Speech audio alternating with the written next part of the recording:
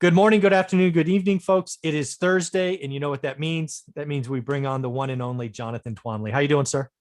I'm doing great, Michael. How are you? I'm doing great. I every day Saturday, Jonathan. Come on, every day Saturday. I'm a lucky guy.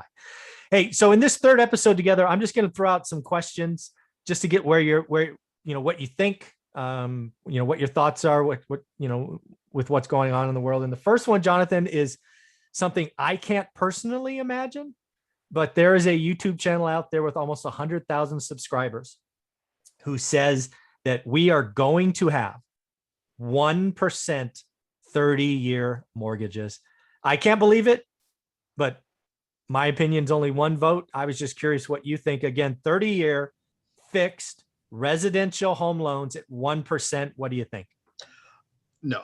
It's like, how could a bank make money at 1%? That was my first thought. Well, they could, but the thing is then the money that they're borrowing would have to be at negative interest rates, right? Exactly. So, and the Fed has said, no. It's not going negative. I mean, we would have to be in some kind of major depression for it to be negative. And right now the economy is growing. We're snapping out of the COVID shutdowns.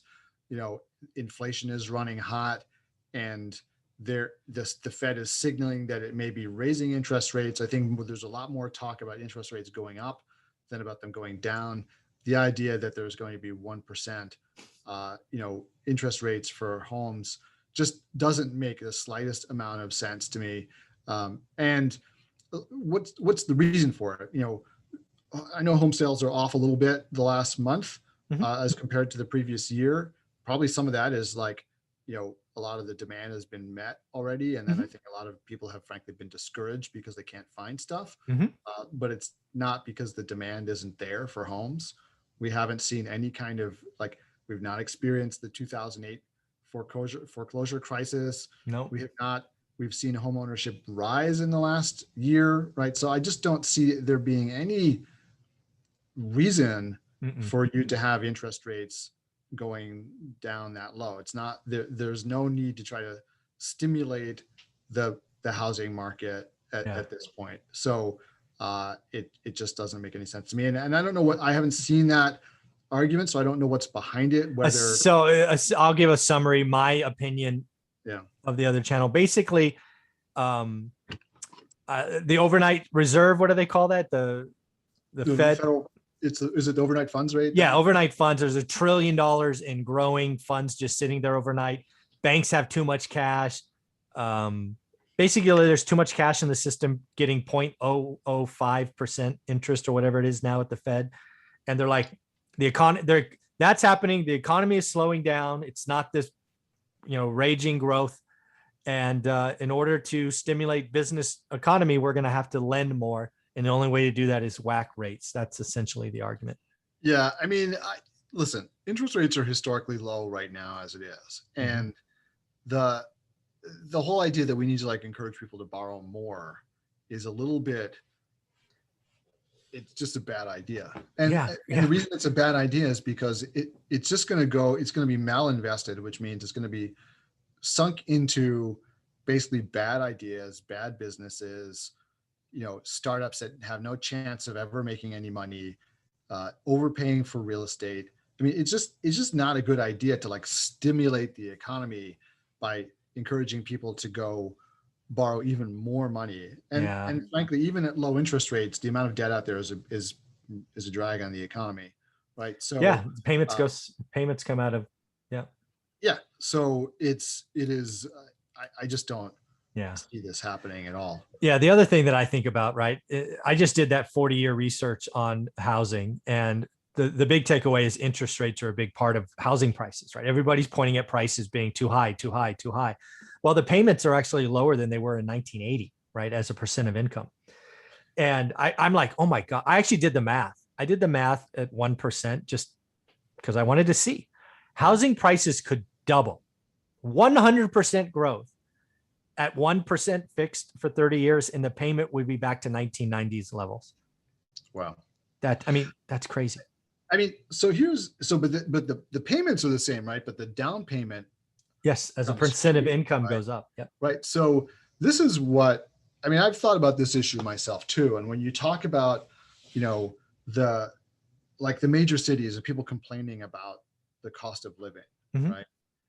Now let's think about when the cost of now places like New York and San Francisco have always been expensive, right? But they've never been they weren't always crushingly expensive, right? Yeah, crushingly. Yeah. There were always places that within the cities that were, you know, less fashionable or less accessible or what have you were that were affordable, right? Mhm. And when did this really start? When did the big cities start getting to be crushingly expensive? Well, it's when the Fed and other central banks around the country started lowering rates and lowering rates and lowering rates and lowering rates. And this phenomenon has happened where they have all that's done is push the price of assets up and Mhm. make those places unaffordable, Mhm. right? So it has made it tougher and tougher for people to put together the down payment to live. It's made it, you know, it's pushed up rents because landlords have to pay more for properties and they have to charge more rent.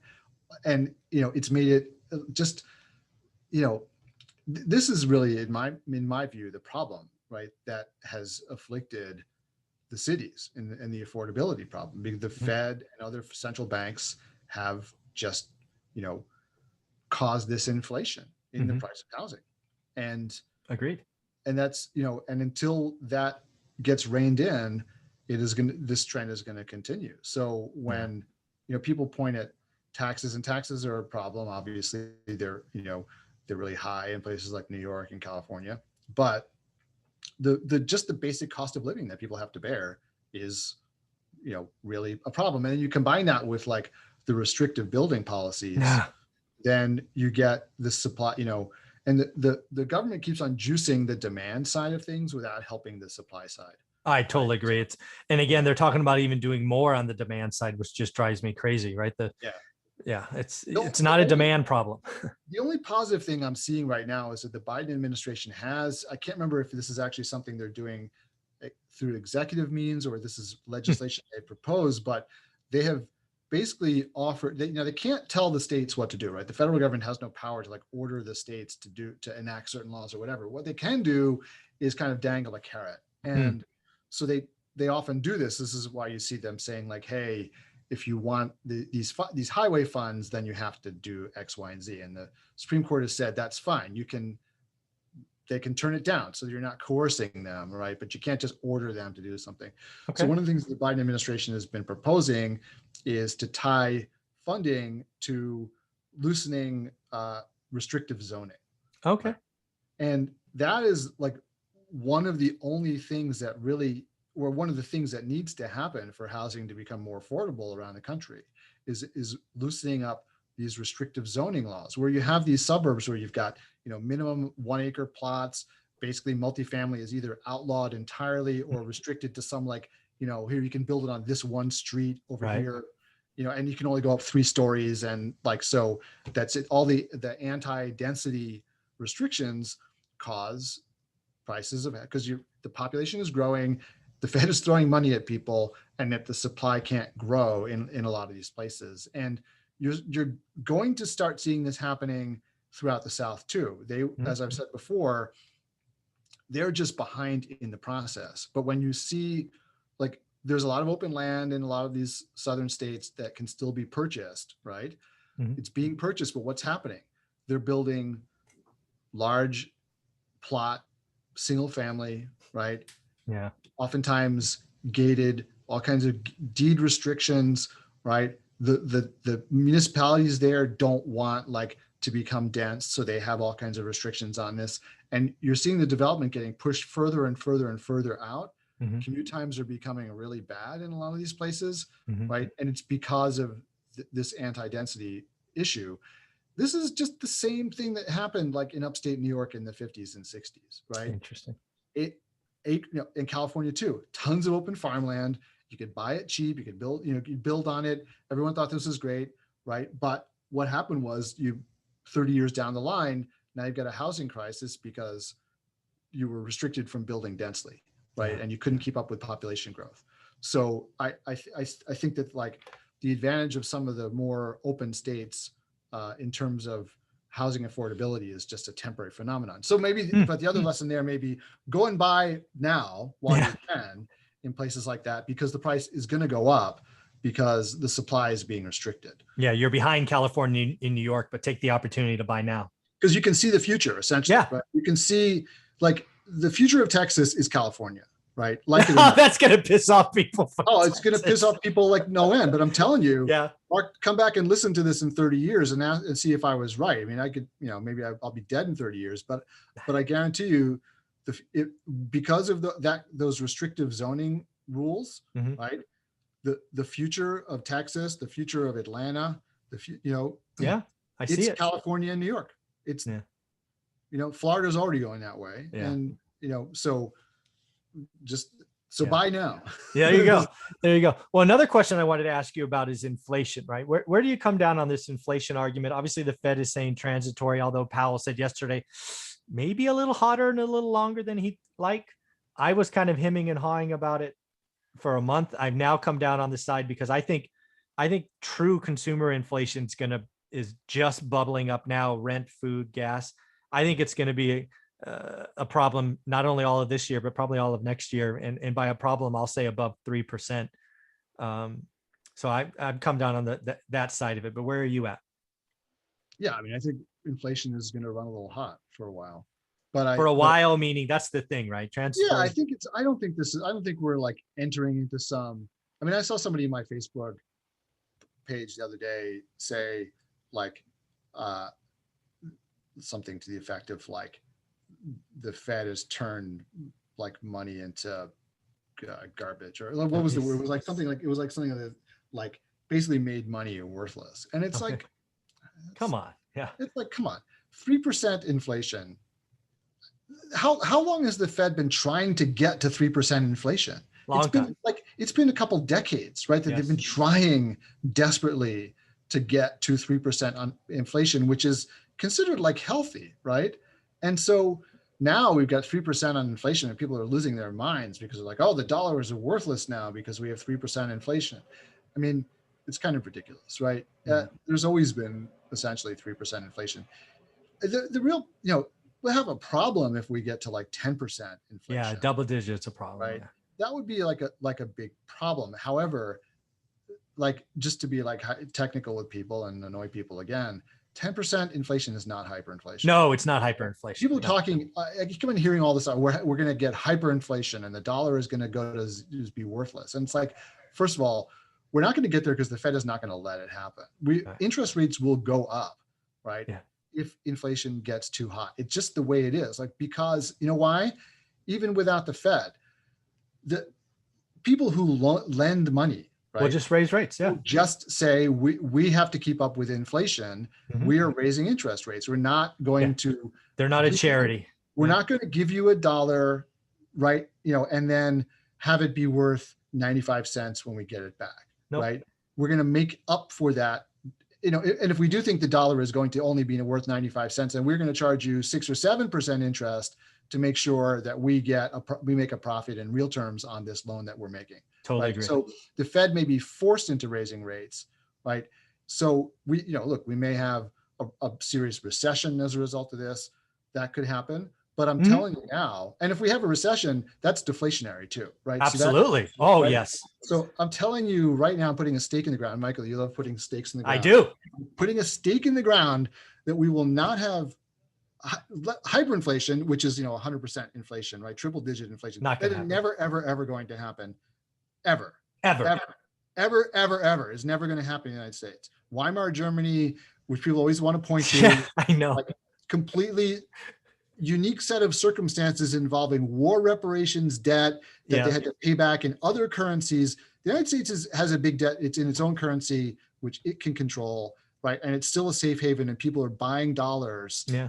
And that also keeps the dollar high, and that's also deflationary, right? If we're buying stuff from overseas, but it's not going to happen. The second reason it's not going to happen, because even if we get to 10%, which I highly doubt, the debt markets are going to step in, and they're going to raise interest rates, and they will force the Fed to follow them, right?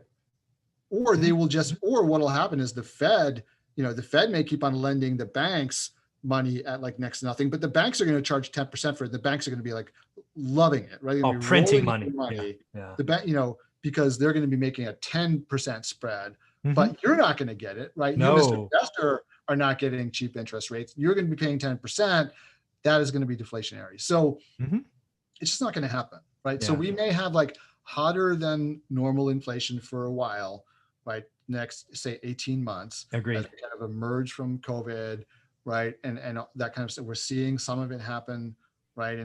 But we're not like, just don't freak out about Yeah. like, oh my God, my money is going to be worthless a year from now, Yeah. because it's not, right? Yeah. But if you are concerned about it, then go buy some assets, right? I mean, like there is a way around it. Yeah. Get out of cash. Like get out of cash. But as I also have said before, like if you believe, this is going to sound a little counterintuitive, but if you believe that really high inflation is coming, then you should better hold on to some cash in your pocket. It's Jamie Dimon, right? Yeah. It's Jamie Dimon.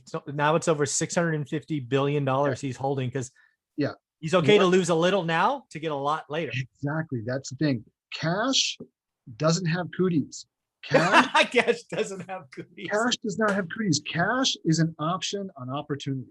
Right? Absolutely right. It's an option on opportunity. If you believe that we're in for some strong inflation, then look, put some into some assets, right? But you better keep some on the side, because I guarantee you what's going to happen is that interest rates are going to go up. The value of those assets is going to go down, right? And you better have some cash either to like top up your interest payments or whatever it is. If you've got adjustable rate mortgages, or if you've got to refinance, you're going to have to come up with more capital. Or on the good side, you better have that cash available so you can buy assets when they're cheap, when there are people who are having to panic sell, right? Or people who are fire sale selling, or just can't, whatever the reason is, because cash is going to be king when that happens. And if you don't have it because you freaked out and you put it all into assets, like, just got to have some cash for opportunistic purposes on the side. That's why Jamie Dimon's stockpiling it, Warren Buffett's stockpiling it, Sam Zell is stockpiling it, right? Seth Klarman has always made a practice of being 30 to 50% in cash all the time, and has produced like better returns than Buffett doing that. So look at what those guys are doing, right? Yeah, totally agree. Well, Jonathan, this has been a wonderful conversation today. I appreciate all our time. How can people follow you and be part of your world? Yeah, so come join me for more discussions like this in the multifamily investment community on Facebook. So that's facebook.com/multifamily investment community. And just come on and join us there. It's a BS free group where we just talk about multifamily and other stuff like this, and try to have a little fun along the way. Yeah, folks, I'm a part of the group. I look forward to his posts all the time. So go join it. Let him know you came from one rental at a time. Thanks, Jonathan. Absolutely. Thank you.